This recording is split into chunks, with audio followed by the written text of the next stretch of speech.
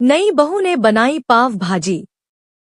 राधिका एक खुशहाल और समृद्ध परिवार से थी। उसके माता पिता शिक्षित थे और उन्हें जीवन में किसी भी चीज की कमी नहीं थी।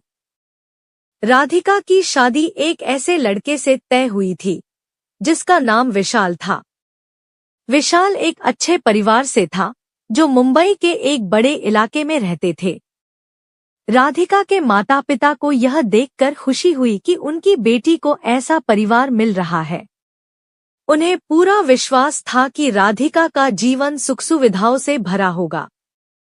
शादी के बाद राधिका अपने ससुराल आई। शुरुआत में सब कुछ ठीक था, लेकिन जैसे जैसे समय बीतता गया राधिका को अपनी ससुराल की वास्तविकता का पता चला। विशाल का परिवार आर्थिक रूप से बहुत कमजोर था। विशाल के पिता, जो पहले एक अच्छे व्यापार में थे, अब बुरी तरह से कर्ज में डूब चुके थे। उनके पास ज्यादा संपत्ति नहीं थी और रोज की जरूरतें भी मुश्किल से पूरी हो रही थी। राधिका को यह सब देखकर बड़ा आघात लगा।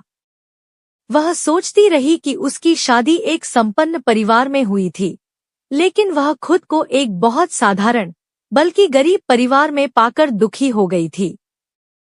राधिका को ससुराल में न केवल आर्थिक कठिनाइयों का सामना करना पड़ा, बल्कि घर के कामों का भी बहुत दबाव था। सासन्नत के ताने और घर के कामों में व्यस्तता ने राधिका को मानसिक रूप से थका दिया। सास हमेशा कहती, हमारे पास कोई चीज नहीं है, फिर भी तुम यहाँ आराम से आकर बैठी हो। तुम्हें क्या फर्क पड़ता है? राधिका को कभी समझ में नहीं आया कि उसे हमेशा क्यों ताने दिए जाते थे, जबकि वह तो केवल एक बेटी की तरह अपने ससुराल में रहना चाहती थी। विशाल, उसका पति, एक छोटे से व्यापार में काम करता था, लेकिन उसे भी कभी ज्यादा सफलता नहीं मिली थी। वह भी अपने परिवार के साथ मिलकर आर्थिक स्थिति सुधारने की कोशिश करता था, लेकिन हर कोशिश नाकाम रही। घर में अक्सर पैसे की कमी रहती और राधिका को इस सब का सामना करना पड़ता। राधिका ने ठान लिया कि वह इस कठिन समय में भी अपने ससुराल वालों को खुश रखेगी। उसने खुद को मानसिक रूप से मजबूत बनाने की कोशिश की। एक दिन राधिका ने सोचा कि क्यों न घर के लोगों को एक अच्छा और खास खाना बनाकर खुश किया जाए। उसे अपने पुराने घर में पाव भाजी बहुत पसंद थी और उसे लगा कि यह ससुराल वालों के लिए भी एक अच्छा बदलाव हो सकता है। राधिका ने योजना बनाई कि वह पाव भाजी बनाएगी। यह केवल एक साधारण खाना नहीं था, बल्कि इसके पीछे उसकी मेहनत और प्यार था। उसने खुद से यह कड़ा निर्णय लिया कि वह ससुराल वालों को दिखाएगी कि प्यार और मेहनत से कुछ भी हासिल किया जा सकता है, चाहे परिस्थिति कैसी भी हो।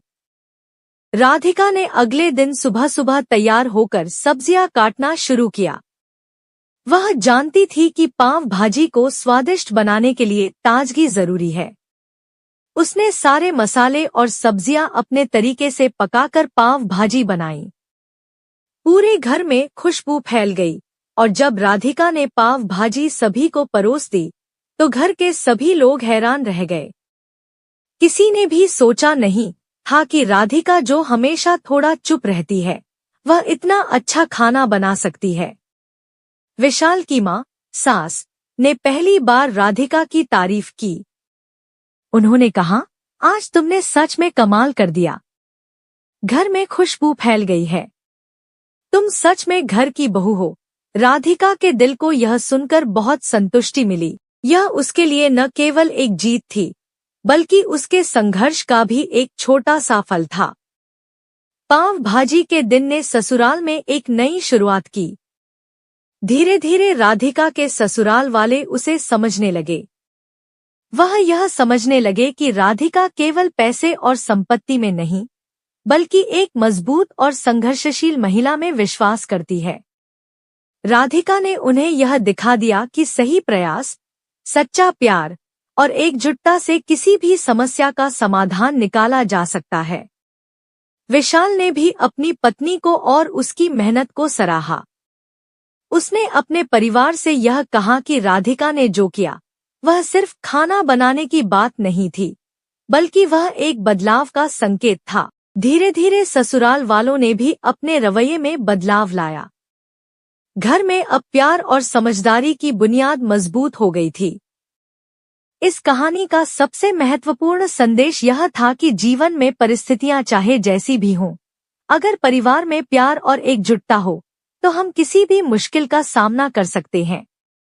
राधिका ने यह साबित किया कि जो चीज हमें सीखने की जरूरत होती है वह केवल पैसों और संपत्ति में नहीं होती, बल्कि हमारे रिश्तों में और हम कैसे एक दूसरे को समझते हैं उसमें होती है। राधिका ने ससुराल वालों को यह सिखाया कि कोई भी व्यक्ति अपने दिल से अपने परिवार को संजो सकता है और उसे समृद्धि और खुशहाली दे सकता है, बशर्ते वह सच्चे दिल से प्रयास करे।